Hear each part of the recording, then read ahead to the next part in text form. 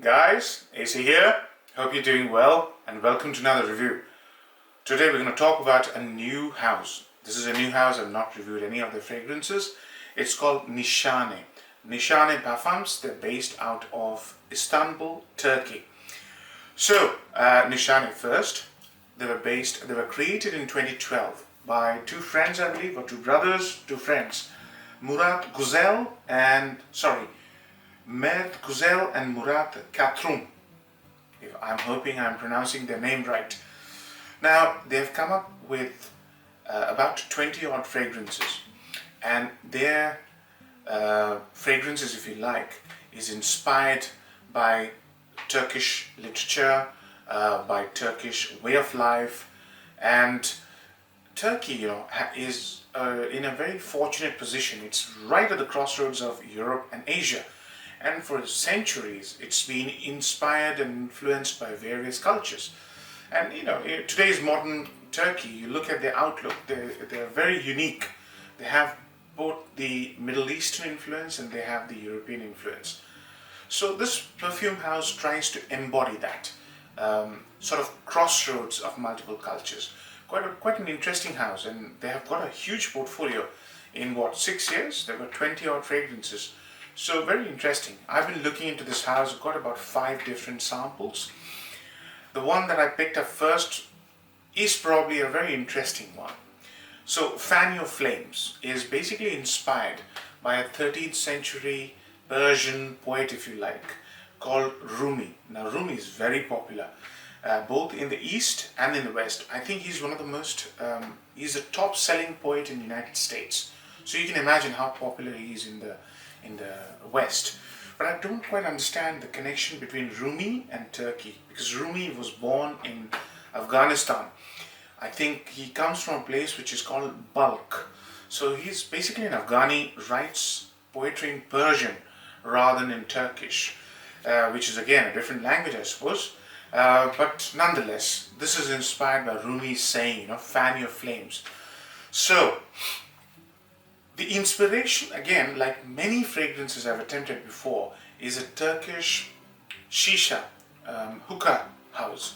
So Turkey has this long tradition of shisha or hookah bars, like most of the Middle East, and here in the UK as well. If you go to London, Edgware Road is famous for shisha bars, and you can have this amazing Turkish coffee, which is very unique, smelling, amazingly made concoction.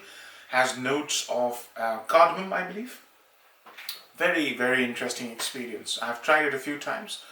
If you do more, you'll get a headache, but it's a fantastic experience. Sitting in a shisha bar, normally it's outside. In the UK, smoking is not allowed like most of the European countries and the US, indoors.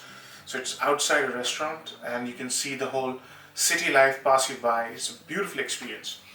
So this fragrance tries to do that. So let's start. What I've done is I've got a dry down on my right hand. I'm not going to spray one extra spray because this is huge. This fragrance has huge performance and it stays more or less the same. So I'll tell you the beginning. Because the beginning, the top notes and the middle notes don't make much difference in the evolution of the fragrance. What makes difference is the dry down. So the top notes have coconut and rum. But when you first spray it, you'll smell the coconut after about 5 minutes into the journey. You'll smell the rum throughout the fragrance's journey. The fragrance in the middle also has a couple of interesting notes which I can't remember. Tobacco and tonka. And the bottom notes or base notes are oak moss and cedar. But these notes breakdowns don't make much sense to me. Why? Because tobacco doesn't play any role in this fragrance. Well, it plays a very little role. So it's mostly rum and coconut to start with woody notes. And I think they've used oud here. Because the kind of wood I'm smelling is what you would smell when you would smell a nice, artificially embellished oud. Okay? So it's more or less creamy wood with the rum note, which is very, very potent and very, very visible throughout the entire journey. And coconut. The coconut smells like caramelized coconut. The moment I said caramelized, one fragrance popped into my memory, and that is Valentino Uomo Noir Absolute, and the coconut, caramelized coconut, is here. So you have this caramelized coconut and rum with sort of oud-like note that you smell first. Then it gives way to a sort of a milky, buttery, bitter note, which is very interesting. It combines with the woody note. Woody note goes back a little bit, and the rum note stays. And then it brings in tobacco, but tobacco is only when you concentrate hard. This does not appear as a tobacco-based fragrance to me, and I am a lover of tobacco. So tobacco plays a secondary role. And then they bring in this cardamom note, which is not mentioned anywhere. Yeah, the base of the fragrance, the dry down, is the most interesting. And dry down smells amazing and very different to how the fragrance starts. So the coconut recedes, rum stays. Cardamom and coffee-like note stays, which you start smelling after about half an hour. And there's this fine, bitter tobacco and tonka combination. Yeah, I don't smell any oak moss. I don't smell any cedar. I did smell cedar after about the fragrance was half an hour, and I stopped smelling cedar after the fragrance was about 6 hours. So clean, very aromatic and woody. That's the fragrance. Yeah, with nuances of coconut half of the way. This dry down is more than 16 hours. Yeah, that's how phenomenal this fragrance is in terms of performance. And it smells very different and it smells amazing. But the fragrance in general reminds me of another fragrance for the entire journey. Bulgari, Man in Black, Essence. Yeah, this is a very good fragrance, guys. And this fragrance uses rum and oud and resins and orientals and pepper. This fragrance is about 50% Nishane's Fan Flames, 50%. In character and in performance and smoothness. This is, Nishane Fan Flames is a very smooth, very stylish, very attractive fragrance. So that's what it reminds me of. So pros and cons, guys. Number one pro, it has to be the performance. Performance is absolutely stunning. And I've tested it twice. Each time I got more than 16 hours. I'm pretty sure when I wake up tomorrow morning, I'll smell this. You could call it 24-hour fragrance, yeah, if I don't take a shower before I go to bed. But that's the performance. That's the number one pro. The second pro is the quality of ingredients. Extremely high quality ingredients you can make out straight away. I've tried 5 of their fragrances. Each one of them is very, very high quality ingredients. Yeah.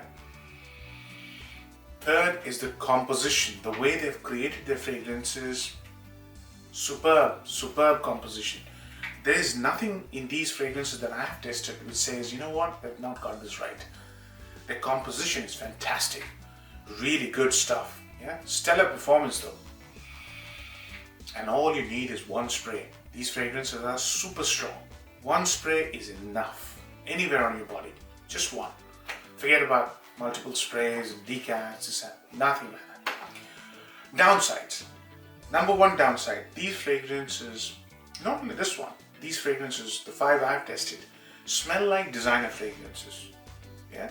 As a downside, why? Because this is second downside connected.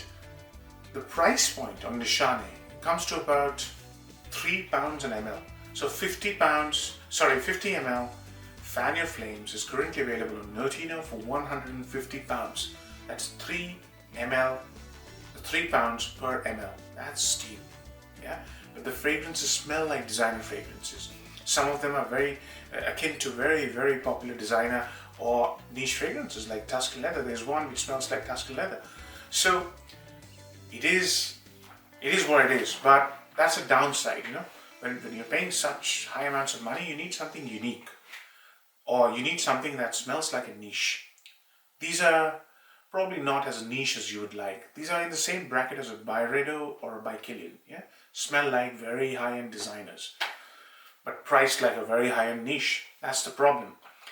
So, where to wear this in age group? This is an evening scent, and it's a cold weather scent, yeah? So, anything more than 20 degrees would be too much for this, right? But you can wear this evening time, and you can wear this to special occasions or date. This is a tremendous longevity, but it's mediocre projection. Yeah, so it wouldn't overwhelm your date if you were to wear this on a date, and I think it fits the date scenario very, very well. It's a very stylish fragrance, yeah, and it's very smooth, right? So date would be an ideal occasion to wear this. I wouldn't wear this clubbing because it doesn't have a huge amount of projection. Maybe you can try multiple sprays and see, but I wouldn't go more than one spray. In terms of age groups, I think this is made for 25 to 35 kind of age group who are successful, who are very well dressed, who would like to really project to the world a beautiful, stylish, modern image. Yeah. So 25 to 35 ideal, but I wouldn't see anybody in their 20s or 50s refraining from this because it's a very attractive scent. They can easily carry this. So kind of ageless, if you like. Yeah, a long, big age group can wear this, no problems at all. So I hope you like the review. I hope this makes sense to you. Marks out of 10. I would say I'm going to give it an 8 out of 10. And the numbers I've taken out are because of value for money and lack of originality. When I'm spending £3 an ml, I need something which smells really unique. This keeps reminding me of Bulgari's Man in Black essence. So there's a slight downside which I've taken the marks out of. So 8 out of 10. Hope you like the review, fellas. Take care. Bye-bye.